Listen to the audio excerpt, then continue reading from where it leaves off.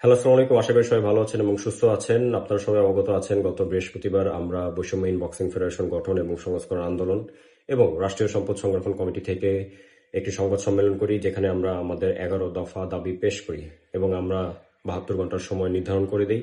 এই 72 ঘন্টার সময় আগামীকাল থেকে মঙ্গলবার পর্যন্ত এর ভিতরে বাংলাদেশ অ্যামেচার বক্সিং ফেডারেশনের যে কার্যনির্বাহী পরিষদ আছে, যেটি অগণতান্ত্রিক, অনির্বাচিত এবং ভুয়া কাউন্সিলর, ভুয়া ক্লাব দ্বারা পরিবেষ্টিত, তাদের প্রত্যেককেই পদত্যাগ করতে হবে যদি তারা পদত্যাগ না করে। এবং এর আগে আমি বলে রাখি, এই কার্যনির্বাহী পরিষদের বেশিরভাগ লোক রাজনৈতিক পরিচয় ছিল এবং পলিটিক্যাল ইনফ্লুয়েন্স ছিল।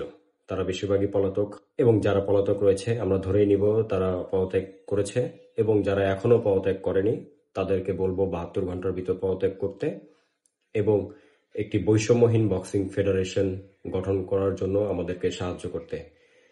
যদি এই 72 ঘন্টার ভিতরে আমাদের দাবি যদি মেনে নেওয়া না হয়, আমরা কঠোর কর্মসূচি গ্রহণ করব। আমরা মাননীয় উপদেষ্টা দ্বারা গঠিত যে সার্চ কমিটি, আমরা জানি যে তারা সুষ্ঠুভাবে দায়িত্ব নিয়ে তারা সঠিক সিদ্ধান্ত নিবে, কিন্তু কিছুদিন আগে আমরা যে জিনিসটা দেখতে পারি যে সার্চ কমিটির ভিতরেও সাবেক কিছু সেক্রেটারি এবং তাদের মদতপুষ্ট কিছু লোক সেই সার্চ কমিটির সাথে লিয়াজু করার চেষ্টা করছে। আমরা বলে দিতে চাই যে এই সার্চ কমিটি যারাই আছে তাদের প্রতি সম্মান রেখে আমরা যারা আন্দোলন করছি আমাদেরকে এক গোল টেবিলে বৈঠক করার সুযোগ দেওয়ার জন্য এবং সঠিক তথ্য উপাত্ত বিবেচনা করে সঠিক সিদ্ধান্ত নেওয়ার জন্য। এবং যারা এত বছর ধরে বাংলাদেশে বক্সিং নিয়ে যারা কাজ করছে, যারা বৈষম্যের শিকার, যারা এত বছর ধরে বিভিন্ন রকম বক্সিং ক্লাব, বক্সিং সংগঠক, বক্সার, ম্যানেজার, তাদের সবাইকে বলবো আপনারা নিজ নিজ জেলায় জেলা প্রশাসকের কাছে স্মারকলিপি এবং আবেদন পেশ করবেন এবং এর প্রমাণ আমাদেরকে দিয়ে অবগত করবেন, এবং আমরা পরে কর্মসূচি খুব দ্রুতই আমরা প্রকাশ করব।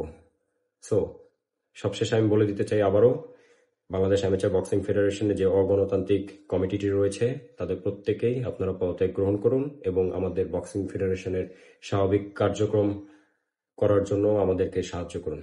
ধন্যবাদ সবাইকে। আসসালামু আলাইকুম।